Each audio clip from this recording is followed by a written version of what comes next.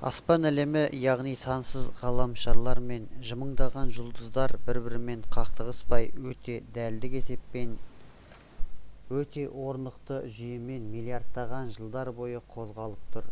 Бұларды бір-бірімен қақтығыстырмай осынша жылдар бойы қозғалысқа келтіріп тұрған қандай күш? Ол тартылыс күші.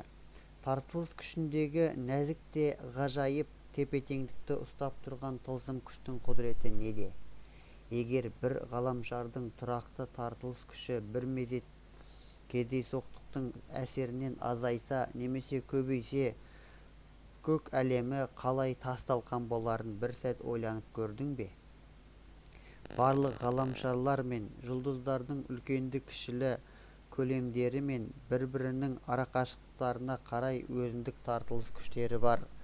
Тартылыс күшіндегі бұл есеп кездейсоқтық емес, арнайы бір ұлы құдіреттің жаратқанын меңзейді.